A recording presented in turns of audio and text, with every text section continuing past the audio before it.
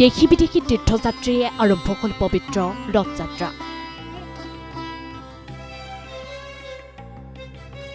বিশ্ব প্ৰসিদ্ধ ৰথযাত্ৰা আৰু ৰথৰ বিশেষত্ব জানিনে? কেনেকৈ আৰম্ভ হৈছিল ৰথযাত্ৰা? কোনে টানিব পাৰে ৰথযাত্ৰাৰ ৰথৰ ৰুচি? ৰথ নিৰ্মাণৰ বাবে কাঠ কেনেকৈ নিৰ্বাচিত কৰে? তিনিখন ৰথৰ নাম আৰু ৰং কি কি? কি আছে এই ৰথসমূহৰ বিশেষত্ব? দেশজুৰি আৰম্ভ হৈছে জগন্নাথৰ ৰথযাত্ৰা। লাখ লাখ ভক্তৰ ধ্বনি আৰু ভক্তিময় পৰিৱেশৰ মাজেৰে ভগৱান জগন্নাথ, ভাতৃ বলভদ্ৰ আৰু ভগ্নী দেৱী সুভদ্ৰাই নিজ নিজ ৰথেৰে ৰাওনা হৈছে গুণ্ডিচা মন্দিৰ অভিমুখে। পুৰীলৈ এই বিশেষ যাত্ৰা কেৱল ধৰ্মীয় অনুষ্ঠান নহয়, বিশ্বাস, প্ৰেম আৰু সমৰ্পণৰ এক জীয়া নিদৰ্শন। কিংবদন্তি অনুসৰি এবাৰ দেৱী সুভদ্ৰাই পুৰী নগৰ চাবলৈ বৰ ইচ্ছা প্ৰকাশ কৰিছিল।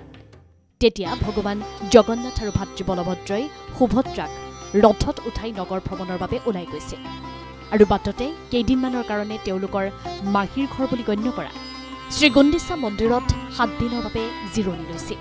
আৰু তেতিয়াৰে পৰা এই ঘটনাৰ স্মৃতিত প্ৰতিবছৰে উলিওৱা হয় ৰথযাত্ৰা। ৰথযাত্ৰাৰ 3খন ৰথৰ 3টা পৃথক ৰং। ভগৱান জগন্নাথৰ ৰথখনৰ নাম নন্দীঘোষ আৰু ৰথখনৰ ৰং ৰঙা হালধীয়া। ভাতৃ বলোৰামৰ ৰথখনৰ নাম তালাধ্বজ, ৰং ৰঙা সেউজীয়া। আৰু দেৱী সুভদ্ৰাৰ ৰথখনৰ নাম দৰ্পদলন, ৰথখনৰ ৰং ৰঙা কলা। এই ৰংবোৰৰ পৌৰাণিক আৰু সাংস্কৃতিক তাৎপৰ্য আছে। প্ৰতিটো ৰং দেৱতাৰ স্বভাৱ আৰু শক্তিৰ প্ৰতীক হিচাপে গণ্য কৰা হয়। উল্লেখ্য যে ধৰ্ম, জাতি আৰু দেশ নিৰ্বিশেষে যিকোনো ব্যক্তিয়ে টানে ৰথৰ ৰছী। ৰথ নিৰ্মাণৰ কাঠ উৰিষ্যাৰ ময়ূৰভঞ্জ, গঞ্জাম আৰু কেওনঝাৰ জিলাৰ অৰণ্যৰ পৰা অনা হয়।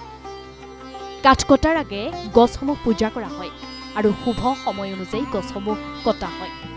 ৰথ নিৰ্মাণৰ বাবে বিশেষ প্ৰকাৰৰ গছ বাছনি কৰা হয়, য'ত ভগৱান জগন্নাথৰ লগত জড়িত চক্ৰ, শংখ, গদা, পদ্ম আদি ধৰ্মীয় প্ৰতীকৰ চিন দেখা যায়। ইয়াৰ বাহিৰেও যিবোৰ গছত চৰাই বাস বা কাষত পবিত্ৰ স্থান যেনে নদী, মন্দিৰ আদি থাকে, সেইবোৰ গছ কাটিব নোৱাৰে। আৰু এনেদৰেই বিভিন্ন নীতি নিয়মৰ মাজেৰে আৰম্ভ হৈছে পবিত্ৰ ৰথযাত্ৰা।